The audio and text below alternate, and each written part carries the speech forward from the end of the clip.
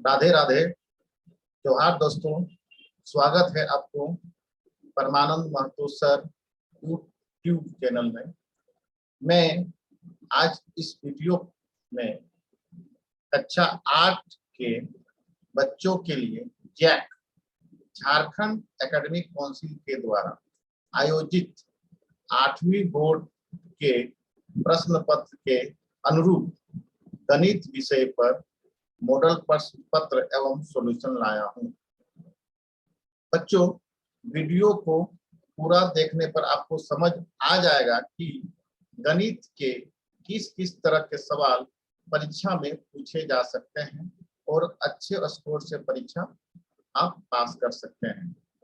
यदि वीडियो आपको अच्छा लगे तो लाइक करें, शेयर करें, कमेंट करें एवं मेरे यूट्यूब चैनल को सब्सक्राइब करें। तो अब चलते हैं प्रश्नों की ओर। पहला प्रश्न है, सबसे छोटी पूर्ण संख्या है। तो सबसे छोटी पूर्ण संख्या शुरुआत होती है 0 से और आगे बढ़ती है, तो सबसे छोटी पूर्ण संख्या क्या हो जाएगी? 0।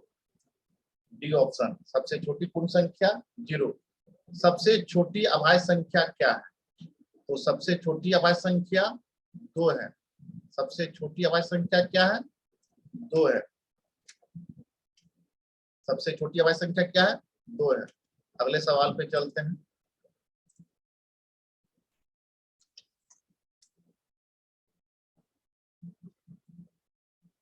अगला सवाल है, 5 का गुणात्मक प्रतिलोम होगा।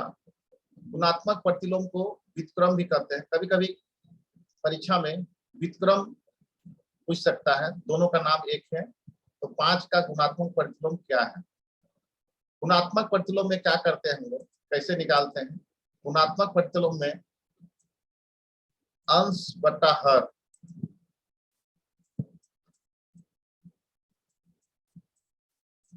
अपना स्थान चेंज कर लेता है।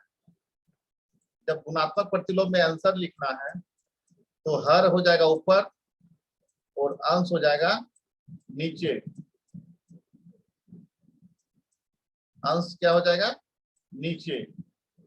तो आप देखिए यहाँ पे परमेय संख्या 5 के हर में क्या है? 1 है। तो गुणात्मक जब चेंज करते हैं हम लोग, अंश क्या हो जाएगा?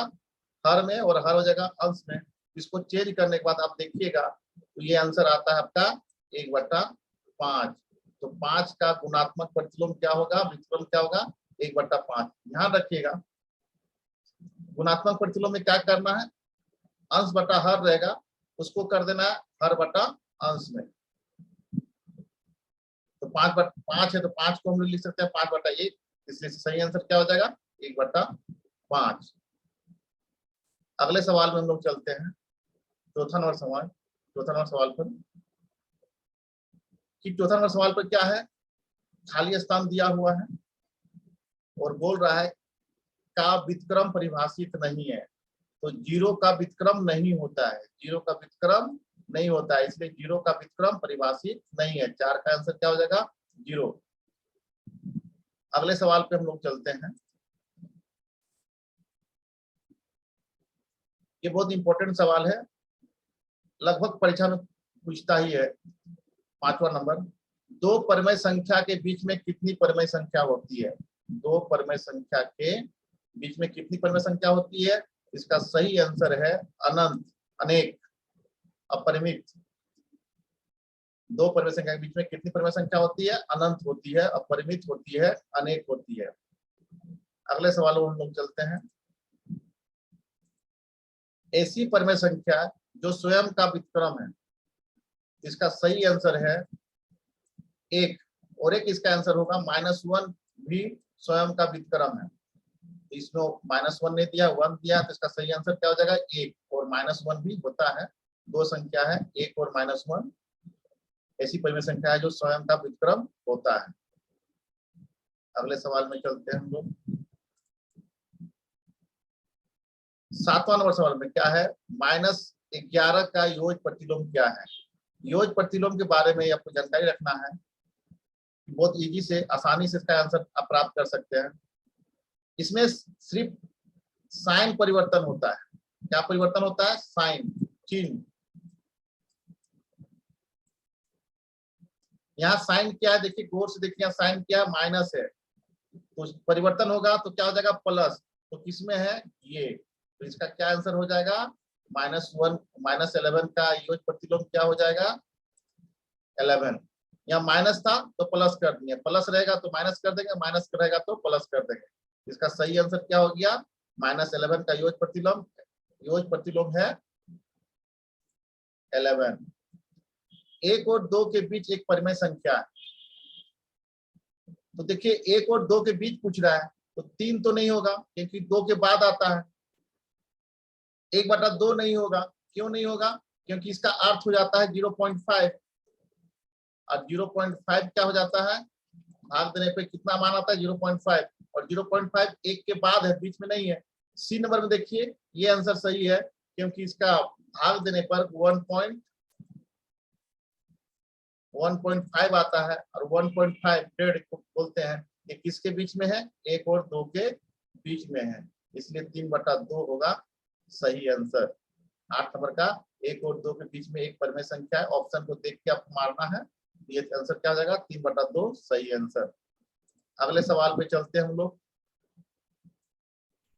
9 नंबर पे देखिए, 10 भागा ब्रैकेट अंदर -5 है का सही मान क्या है? तो इसका सही आंसर क्या होगा? हम लोग चलते हैं। 10 है, 10 लिख दिए, भागा मतलब बट्टा, -5। 5 का टेबल 2 बार पढ़ेंगे तो कट जाएगा। तो यहाँ ध्यान रखना है कि हर में माइनस नहीं होता है। तो ये माइनस कहाँ चला जाएगा? अंश में चला जाएगा। तो सही आंसर क्या हो जाएगा? -2। क्या आंसर होगा? -2। अगले सवाल पे चलते हैं। 11 का वर्ग होगा। वर्ग का अर्थ होता है एक बार अपनी संख्या से स्वयं से गुना। देखो समझिए इसको अच्छे से, मतलब 11 का वर्ग बोल रहा है, यानी कि 11 × 11। और 12 का वर्ग बोलेगा तो 12 × 12। 2 का वर्ग बोलेगा तो 2 × 2। मतलब इसको स्क्वायर बोलते हैं। इसको इस तरह लिखते हैं। 11 का वर्ग बोलते हैं तो माथा में, हाथ में क्या लिख देते हैं? 2 लिख देते हैं। 11 स्क्वायर पढ़ते हैं। तो ये हो गया 11 का वर्ग।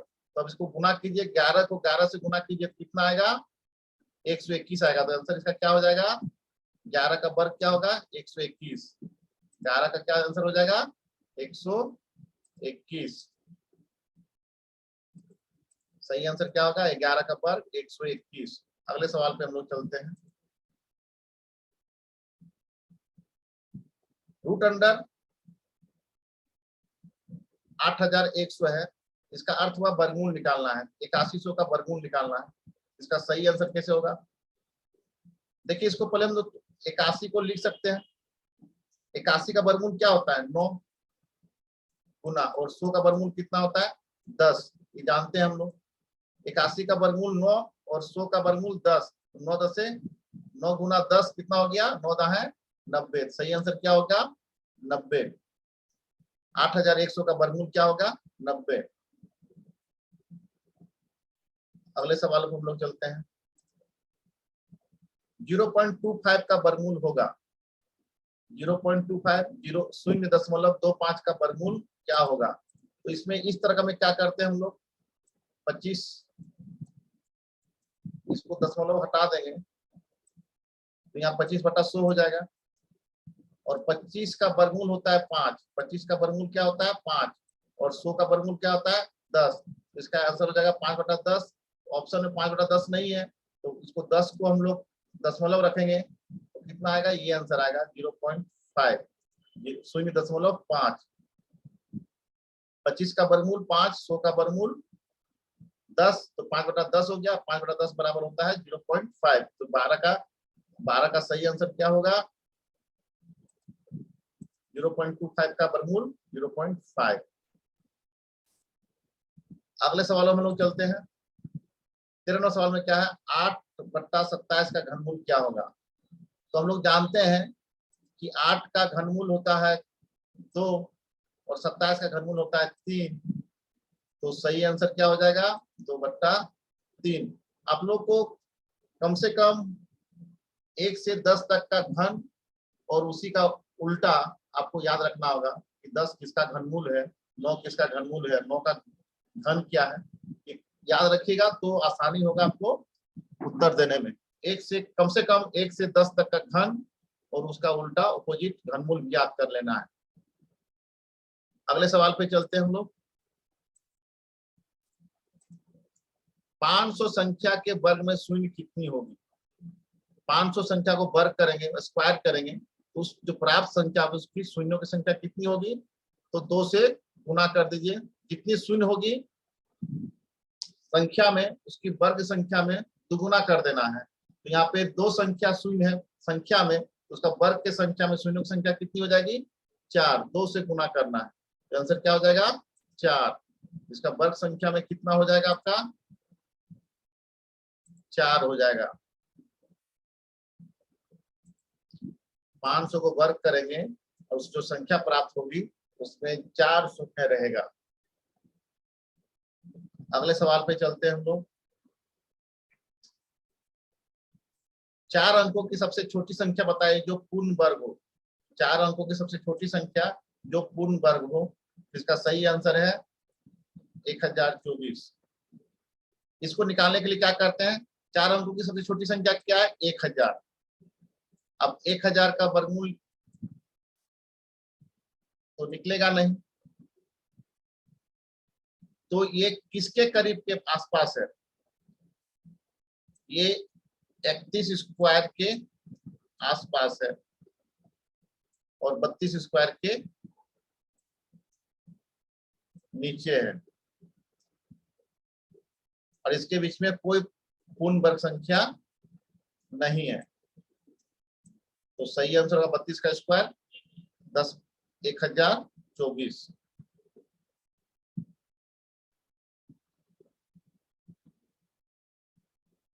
अब अगले सवाल पे हम लोग चलते हैं। 4 अंकों की सबसे छोटी संख्या बताएं जो पूर्ण वर्ग हो। इसका सही आंसर हो गया 1024। अगले सवाल पे हम लोग चलते हैं। सम संख्याओं का वर्ग सर्वदा क्या होता है। सम संख्या को जब वर्ग करेंगे, स्क्वायर निकालेंगे उसका, तो उसका क्या होगा, हमेशा सम संख्या ही निकलेगा। क्या निकलेगा, हमेशा सम संख्या निकलेगा। अगला सवाल में विषम संख्याओं का वर्ग सर्वदा क्या होती है, क्या मिलेगा, उसका वर्ग में स्क्वायर करेंगे तो क्या प्राप्त होगा, विषम संख्याओं का वर्ग क्या होती है, हमेशा विषम संख्या होती है। हमेशा क्या होती है, विषम संख्या होती है। विषम संख्याओं का वर्ग हमेशा विषम संख्या होती है। अगले सवाल पे चलते हैं। विषम संख्या का घन होता है। विषम संख्या का घन क्या होता है, विषम संख्या होता है। विषम संख्या का घन क्या होगा, विषम संख्या ही होगा। अगले सवाल में चलते हैं।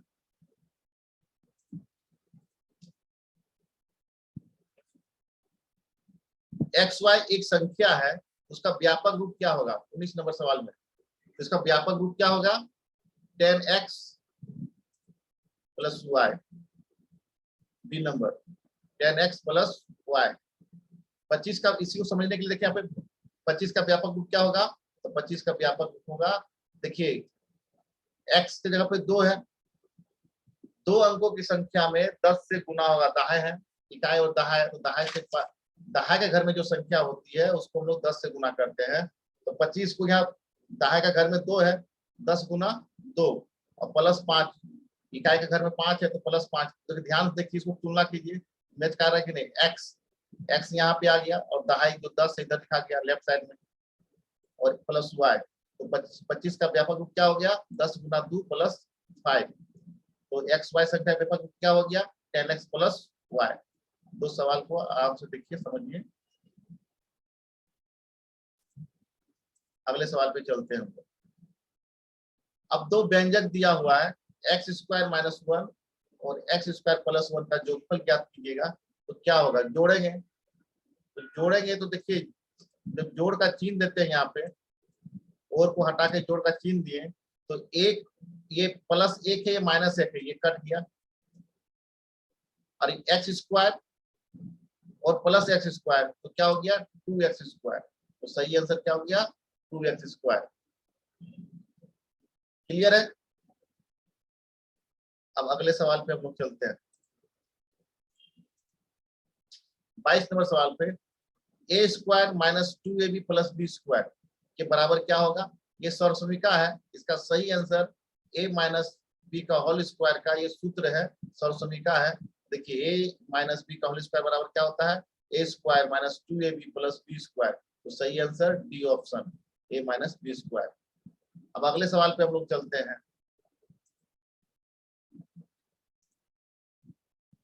23 नंबर पे 8x³ भागा 2x। तो जिन बच्चों को गुणनखंड नहीं समझ में आता है या भाग देने नहीं आता है बीजे वजन का, उसको ध्यान से उसको तोड़ लीजिए। 8 को हम लोग लिख सकते हैं 2 इंटू 2 8, और x को भी x³ को लिख सकते हैं x गुना x, और भागा मतलब बट्टा, नीचे लिख देंगे 2x। अब देखिए ये x और ये x कट गया, और ये 2 और ये 2 कट गया, बच गया क्या 2 दूना 4 और x गुना x यानी x स्क्वायर 4x स्क्वायर। तो इसमें आंसर क्या गया, ये। जिनको आता है वो फट के मार दीजिए, x को घातांक के नियम से एक घट जाएगा तो यहाँ 2 हो जाएगा, और 2 का पढ़ा 4 बार पढ़ेंगे तो 8 आएगा, तो 4x स्क्वायर। तो सही आंसर 4x स्क्वायर। अगले सवाल पे हम लोग चलते हैं 25 नंबर पर। ये भी सर्वसमीका है, सर्वसमीका का सूत्र दिया हुआ है।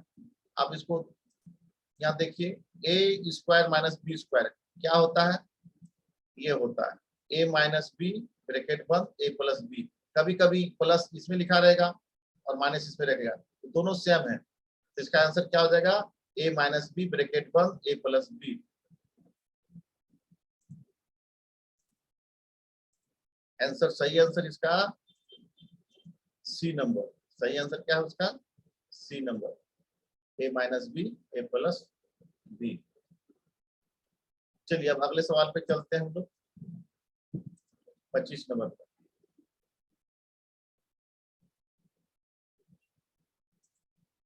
यदि a बराबर -1 और b बराबर 2 है तो ab माइनस बी ए का मान क्या होगा। तो सबसे पहले जो जो यहाँ पे दिया हुआ है व्यंजक उस पे मान रखते हैं। एक जगह पे क्या रखेंगे -1, कोई दिक्कत नहीं होगा, रख दिए। बी की जगह पे क्या रख दिए 2, बी की जगह पे क्या रख दिए 2, और एक जगह पे क्या रख दिए -1। ये क्या हो गया, -1 को स्क्वायर करेंगे तो +1 आता है, ये माइनस आ गया। और ये फॉर्मूला से a-1 का फॉर्मूला में क्या होता है 1/a। इसी फॉर्मूला के हिसाब से हम लोग लेते आएंगे 1/2, 1/2 आ गया। इसको सॉल्व करेंगे तो अपना आंसर आएगा 1/2। क्या आंसर आएगा 1/2। अब अगले सवाल पे हम लोग चलते हैं 26 नंबर। इसमें आपको इसको गुना करना है। इसमें क्या है दिया हुआ, एक इक्वेशन दिया हुआ है, में पी और क्यू का मान करना है। तो ऑप्शन से चलते हैं और पुट अप करते हैं। अब देखिए यहाँ 5 है, यहाँ 4 है। अब देखिए अगर क्यू को हम लोग 4 मानते हैं तो 6 चौका 24 के 4 क्यू आ गया, एक तरफ तो क्यू लग रहा है मैच कर गया। अब यहाँ पे 5 रखते हैं तो 6 बचे 30 और 2 32। तो ये तीनों तो नहीं आ रहा है, यानी कि तीनों 4-4 होना चाहिए इसके हिसाब से, तो ये नहीं आ रहा है। अब इसमें देखते हैं,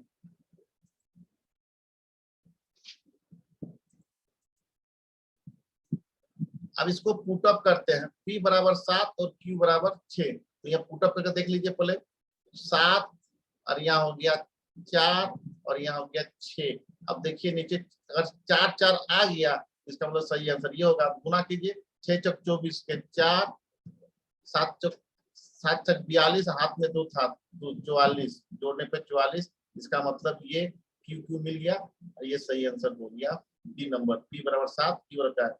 ये इसमें क्या है, आप पुटअप करके देखिए कि 0 से लेके 9 तक का कोई भी संख्या है उसको पुटअप करके रखिए और उसको ट्रायल एंड एरर मेथड से इसको बनाइए, आपका आंसर सही आ जाएगा। ऑप्शन को देख कर भी बना सकते हैं इस तरह सवाल को। एक सवाल इस प्रकार का रहेगा ही आपका एग्जाम में, तो ध्यान रखिएगा। अब अगले सवाल में हम लोग चलते हैं। 10 गुना 0 प्लस 0 का समान रूप क्या है? इसको समान रूप कीजिएगा तो बहुत इजी है। अब इसको गुना कीजिए, 10 गुना 0 0 और 0 प्लस 0 क्या हो जाएगा? 0। तो इसका आंसर क्या हो जाएगा? डी। समान रूप क्या हो जाएगा? 10 गुना 0 का प्लस 0 का समान रूप क्या हो गया? 0। मान के चलिए यहाँ पे लिखा रहता 10 गुना 9 और प्लस 1, इसका समान रूप क्या हो गया? 10 गुना 9 या 90 प्लस 1 91 91। समझे? तो इसके हिसाब से ये 0 आंसर होगा। √2 का मान क्या होता है? √2 का मान होता है 1.414। √2 का मान, वर्गमूल 2 का मान क्या होता है? इसको याद कर लीजिएगा, 1.414, 1.414। अब अगला सवाल देखिए, x का पावर 0। x का पावर 0 किसी भी संख्या के ऊपर पावर 0 हो गया तो उसका मान क्या होता है? 1 होता है। तो x का पावर 0 बराबर क्या हो गया? 1। x का पावर 0 बराबर 1। ये बहुत इंपॉर्टेंट सवाल है, इस पर आधारित बहुत से सवाल पूछे जाते हैं। तो आप इस नियम को याद रख लीजिएगा। x का पावर 0 बराबर 1। किसी भी संख्या के ऊपर पावर 0 हो गया, इसे मान के चलिए 1 का पावर 0 है तो 1, 2 का पावर 0 है तो क्या हो गया? 1। तो किसी भी संख्या का पावर घात 0 हो गया तो उसका वैल्यू क्या जाता है? 1। मान क्या जाता है? 1। अगले सवाल पे हम लोग चलते हैं।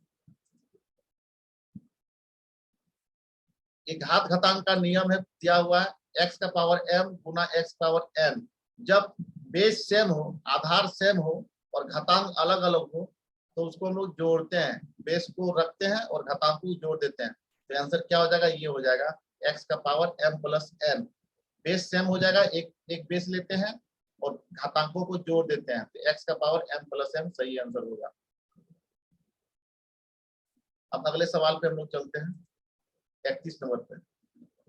x का पावर m गुना y का पावर m। यहाँ पे बेस अलग अलग है, आपका बेस अलग अलग है लेकिन घातांक सेम है। तो इसमें क्या होता है? घातांक पावर में चला जाता है और दोनों अंदर ब्रैकेट में गुना हो जाता है, तो x गुना y।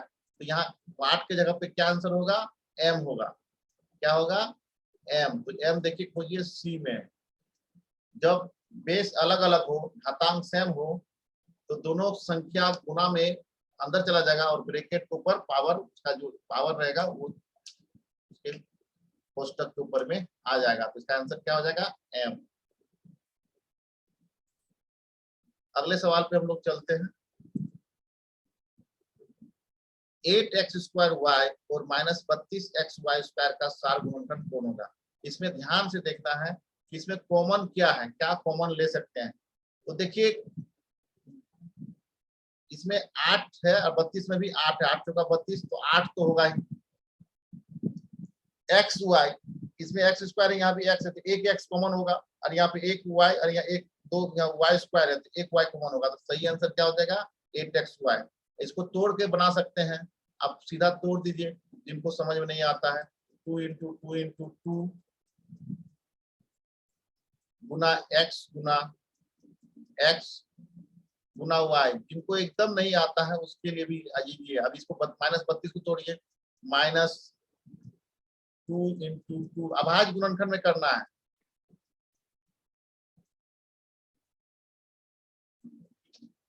2 दूना 4 दूना 8 दूना 16 दूना 32 गुना x गुना y गुना y। अब देखिए इसमें कॉमन क्या मिल रहा है।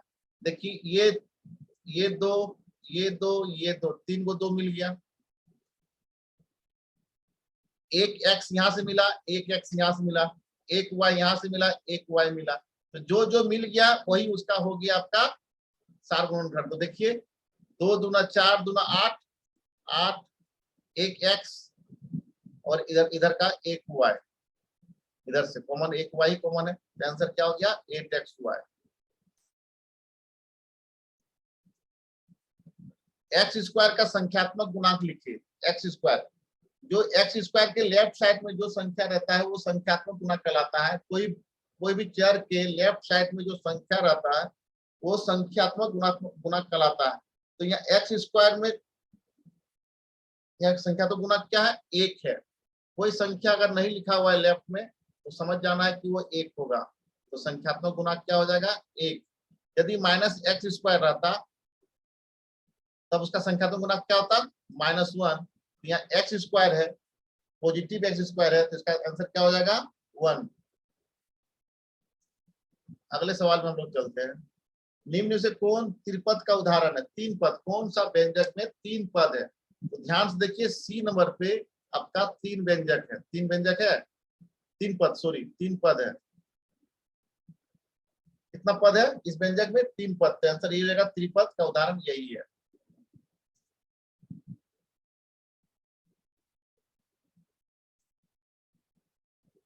अब देखिए 35 नंबर में, निम्नलिखित में कौन असमान पद है। चार ऑप्शन दिया हुआ है, कौन मैच नहीं कर रहा है, कौन एक जैसा नहीं दिख रहा है। यहाँ पे चर का फेस देखना है, चर का, अचर अलग अलग हो सकता है लेकिन चर का फेस देखना है, कौन एक जैसा दिखता है। तो देखिए ए और बी और सी एक साथ दिख रहा है और सी अलग दिख रहा है, ए बी डी एक साथ दिख रहा है और सी अलग दिख रहा है। इसलिए सही आंसर क्या हो गया, असमान पद कौन हो जाएगा, सी नंबर 8x²y। अब अगले सवाल पे हम लोग चलते हैं 36 नंबर पर। x - 3 और 12 + 2x का जोगफल क्या होगा, जोड़ने पे क्या हल आएगा। तो चलिए हम लोग जोड़ते हैं, और को हटा के हम लोग प्लस कर दिए, तो x और +2x कितना हो गया 3x, और 12 को -3 से घटाएंगे तो 9 आएगा, तो 3x + 9 इसमें आ रहा है बी नंबर में। तो इसका सही आंसर क्या हो जाएगा 3x + 9। समान पद में जोड़ घटाव होता है।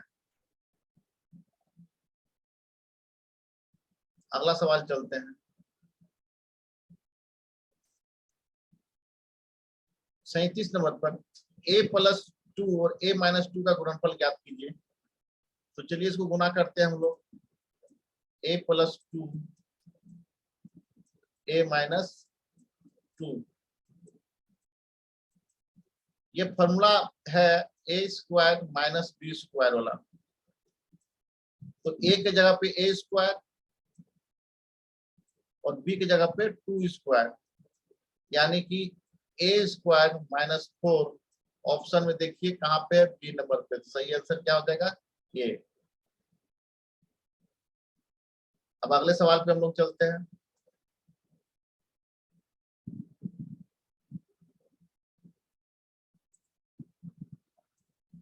इसका मान क्या होगा, तो देखिए ये फॉर्मूला है a² - b² वाला में।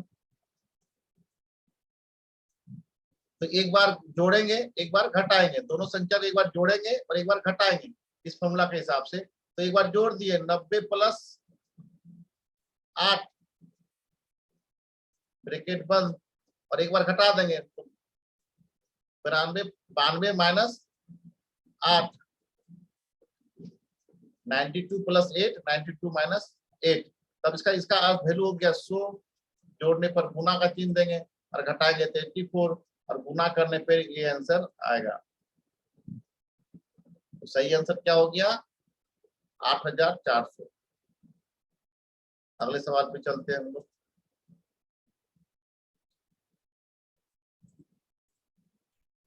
(25ab और 25b का सार गुणनफल क्या है।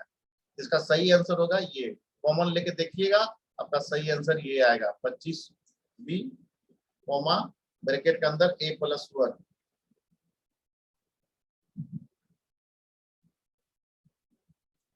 अगला सवाल में चलते हैं 40 नंबर के सवाल पर। ऐसी समीकरण जो चर के सभी मान के लिए संतुष्ट होती है क्या कहलाती है। जो सभी मान के लिए संतुष्ट करता है वो कहलाता है सर्व समीकरण। समीकरण जो है सभी मानों के लिए संतुष्ट नहीं करता है, इसलिए ये समीकरण आंसर नहीं होगा। सर्व समीकरण क्या है किसी भी चर के किसी भी मान के लिए संतुष्ट करता है, सत्य है, कोई भी उसका मान रख दीजिए, वो सभी के लिए एक जैसा है, लेकिन समीकरण में एक नहीं है, एक जैसा नहीं है। तो सही आंसर क्या हो जाएगा? सर्वसमीका, सर्वसमीका। अब देखिए 41 नंबर में इसका गुणनखंड निकालना है। X square plus 5x plus 6 का सार गुणनखंड ज्ञात कीजिए। कैसे इसको करते हैं, इसको ध्यान से देखिए, समझिए। x का गुणांक क्या है? 1, और a और c फॉर्मूला के हिसाब से, तो यहाँ पे a और c गुना करते हैं। तो यहाँ पे देखिए, यहाँ पे क्या है, एक्स स्क्वायर गुणांक 1 है और 6 को गुना किए, यहाँ पे जो रहता है उसको और यहाँ का जो रहता है उसको गुना करेंगे। क्या करेंगे? गुना करेंगे। तो यहाँ पे 1 और 6 है, गुना किए 6। अब 6 को कितना भाग में तोड़ सकते हैं, कितना भाग 6 लाने के लिए किससे किससे गुना कर सकते हैं? तो एक बार 1 गुना 6 से 6 आएगा, और दूसरा 2 गुना 3 से 6 आएगा, या 3 गुना 2 से, दो ही प्रकार से 6 आएगा। अब यहाँ पे ध्यान देना है कि यहाँ पे जो है, यहाँ पर जो है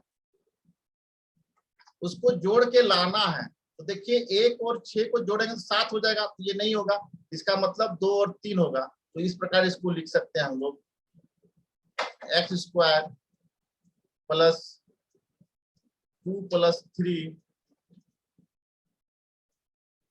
एक्स प्लस 6, फिर सॉल्व, इसको तोड़ दीजिए, x square plus 2x plus 3x, 6 को भी हम लोग लिख सकते हैं 2 इंटू 3। अब इसको और इसको कॉमन देखिए, इसमें x कॉमन हुआ, x प्लस 2 प्लस इसमें क्या कॉमन है, 3 कॉमन है दोनों में, देखिए तो 3, और यहाँ बच गया x प्लस 2। अब दोनों का कॉमन x प्लस 2 है, तो x प्लस 2 x प्लस 3 का इसमें है, a नंबर में है, तो ये आंसर हो गया x प्लस 2 x प्लस 3।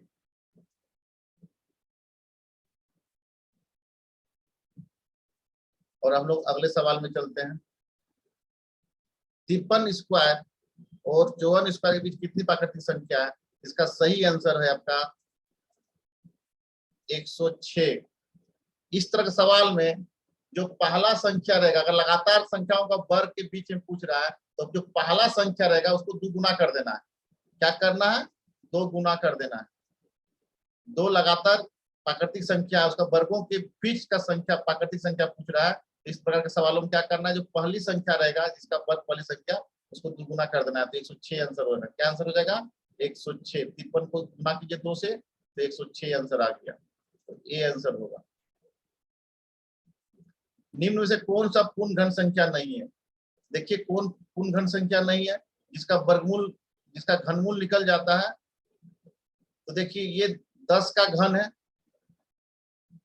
ये 5 का घन है, और ये 3 का घन है, और ये किसी का घन नहीं है। तो जो घन किसी का नहीं है, तो वही पूर्ण घन संख्या नहीं है। तो सही आंसर क्या हो जाएगा? 63। 63। ये देखो 10 का घन है, ये 5 का, और ये 3 का। 63 किसी का घन नहीं है, इसलिए पूर्ण घन संख्या ये नहीं है। अगला सवाल, 2/5 का समतुल्य संख्या क्या है? इस तरह का सवालों में सबसे पहले हम लोग क्या करते हैं, ऑप्शन में चलते हैं और सरलतम रूप निकालते हैं। इसका सरल निकाल रहे हैं तो क्या हो जाएगा? 2, इसका काटेंगे 2/20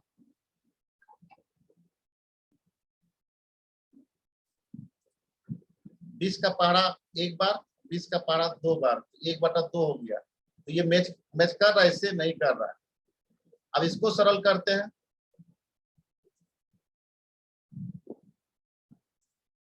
इसको 4 का पहाड़ा में 2 बार पढ़ेंगे, और 4 का पहाड़ा में 5 बार पढ़ेंगे। तो ये मैच कर रहा है, इसका मतलब सही आंसर क्या हो जाएगा? 8/20। सही आंसर क्या हो जाएगा? 8/20 ही समतुल्य संख्या है। तो सरल करके ऑप्शन में देख लेना है, जो मैच कर जाएगा, जो मिलान कर जाएगा इससे, वही आपका सही आंसर है। अगले सवाल पे चलते हैं। 1000 का मानक रूप, 1000 का मानक रूप 1 इंटू 10⁻3।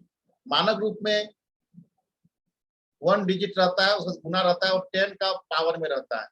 10 का पावर में कुछ भी हो सकता है, माइनस हो सकता है, प्लस हो सकता है उसके हिसाब से, लेकिन गुना के पहले एक 1 डिजिट रहेगा, 2 डिजिट नहीं रहेगा। तो सही आंसर क्या हो गया? 1 इंटू 10⁻3 मानक रूप। 1000 का मानक रूप 1 इंटू 1 गुना 10 का पावर 3। अगले सवाल पे चलते हैं। 1/3 का पावर -3 का मान क्या है? इसका ये फॉर्मूला होता है a का पावर -m, तो क्या हो जाता है सही? इसका फॉर्मूला क्या होता है? a का पावर m। तो यहाँ पे नीचे में 3 - 3 है, तो एक जगह पे 3, तो ऊपर आएगा तो 3 का पावर 3 हो जाएगा, और 3 का 3 का घन क्या हो जाता है? 27। तो सही आंसर क्या हो जाएगा? 27।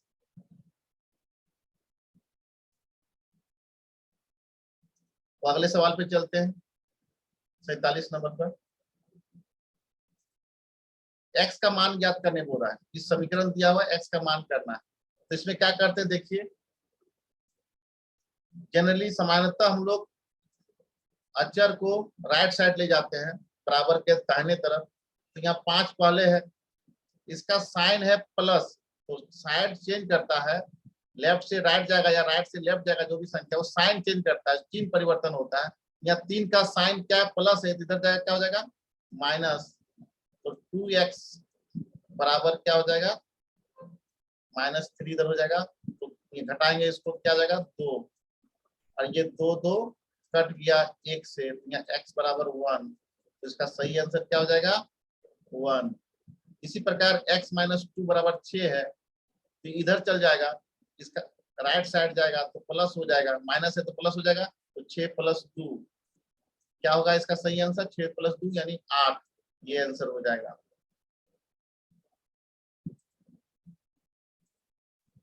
अगले सवाल पे चलते हैं। एबीसी संख्या का व्यापक रूप क्या हो गया? ये 3 अंक वाली संख्या है। अभी तक ऊपर हम लोग देखे थे 2 अंक वाली संख्या, ये 3 अंक वाली संख्या है। तो 3 अंकों की संख्या में 100 सैकड़ा होता है, दहाई होता है, इकाई होता है। इसके हिसाब से सही आंसर आपका ये हो गया। सही आंसर क्या हो गया? ये हो गया 100A + 100B + C। अगले सवाल पे चलते हैं, और इस मॉडल पेपर का अंतिम सवाल है। 1 का पावर 0, 2 का पावर 0 + 3 का पावर 0 बराबर क्या होगा? 1 का पावर 0 का अर्थ हुआ 1, प्लस 2 का पावर 0 का अर्थ हुआ 1, 3 का पावर 0 अर्थ हुआ 1। तो तीनों को जोड़ने पे आंसर आ गया 3। सही आंसर क्या हो गया? 3। यदि ये वीडियो आप लोग को अच्छा लगा तो लाइक करें, शेयर करें एवं सब्सक्राइब करें, और बेल बटन को जरूर दबा लें, ताकि आपको नए नए वीडियो आपको मेरे द्वारा मिलते रहे। बहुत बहुत धन्यवाद।